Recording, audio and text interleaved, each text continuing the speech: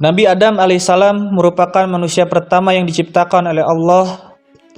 Adam diciptakan untuk menjadi khalifah atau pemimpin di muka bumi. Ada banyak hikmah yang bisa kita petik dari kisah Nabi Adam alaihissalam, yaitu pada suatu ketika Allah Subhanahu wa taala memberitakan kepada para malaikat bahwa Ia akan menciptakan makhluk dari bangsa manusia. Makhluk ini diciptakan dari tanah yang berasal di bumi, yang nantinya juga akan menjadi khalifah di bumi. Kisah ini terdapat dalam surat Al-Baqarah ayat 30 yang berbunyi, "Ingatlah ketika Rabbmu berfirman kepada para malaikat, sesungguhnya aku hendak menjadikan seorang khalifah di muka bumi." Terjemahan surat Al-Baqarah ayat 30. Allah pun memerintahkan para malaikat untuk mengambil tanah di muka bumi. Malaikat Israil berhasil menjalankan tugas dari Allah untuk mengambil saripati tanah di bumi. Allah lalu menciptakan manusia sebagai makhluk yang paling sempurna. Manusia diberi akal, tubuh, dan jiwa. Allah melengkapi ciptaan itu dengan meniupkan ruh Nabi Adam. Saat ruh di mulut, Adam bersin sambil mengucapkan, "Alhamdulillah, segala puji bagi Allah." Itulah ucapan pertama dari seorang Adam, manusia pertama di saga. Allah menyambut ucapan Adam dengan menjawab, "Yarhamukallah." Allah melengkapi Nabi Adam dengan ilmu pengetahuan.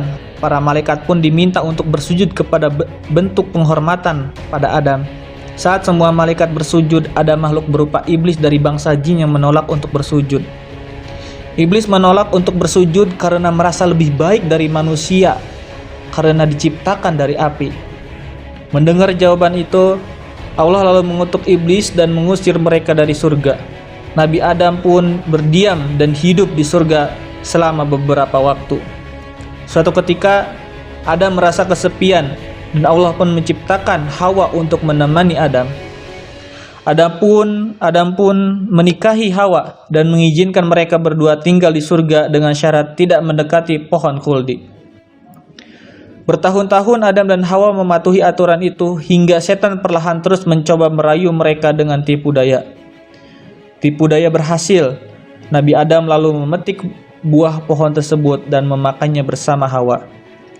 Namun setelah itu, Adam dan Hawa langsung dihinggapi rasa bersalah dan aurat mereka tiba-tiba terbuka. Karena melanggar perintah itu, Allah Subhanahu wa taala lalu memerintahkan Adam dan Hawa turun ke bumi. Adam dan Hawa diturunkan di tempat yang berbeda. Selama 40 tahun mereka saling mencari dan bertemu di padang Arafah atau Jabal Rahmah, bukit yang penuh kasih sayang. Saat diturunkan di bumi, Adam meratapi kesalahannya. Adam dan Hawa memohon ampun kepada Allah dengan bertobat. Bumi yang berbeda dibandingkan surga membuat Adam dan Hawa banyak belajar dari berbagai tantangan dan kesulitan, mulai dari bercocok tanam, berternak, dan melindungi tubuh dari berbagai cuaca. Adam dan Hawa juga membangun keluarga di bumi dengan melahirkan hingga 40 anak. Sebagai khalifah di bumi, Adam juga diangkat sebagai nabi dan rasul yang bertugas berdakwah di bumi. Adam menyampaikan dakwah kepada istri dan anak-anaknya mengenai ajaran keimanan kepada Allah Subhanahu wa taala. Nabi Adam juga menghadapi persoalan antara anaknya, yaitu Qabil yang membunuh Habil. Adam sangat murka terhadap Qabil.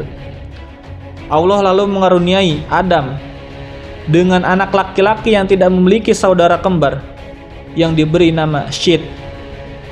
Syed merupakan anak yang cerdas dan berakhlak baik.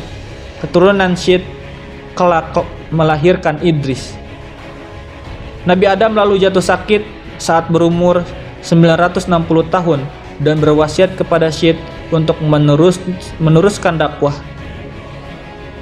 Malaikat lalu mencabut nyawa Adam, memandikannya, mengafani, menyolatkan, dan menguburkannya. Dari kisah Nabi Adam alaihissalam ini terdapat sejumlah hikmah yang bisa diambil. Sebagai manusia, sudah selayaknya kita memahami bahwa iblis adalah musuh yang akan terus menggoda hingga membuat manusia sesat. Tugas manusia adalah melawan godaan setan dan beribadah kepada Allah Subhanahu wa taala. Allah juga selalu menerima taubat setiap hambanya yang bersungguh-sungguh.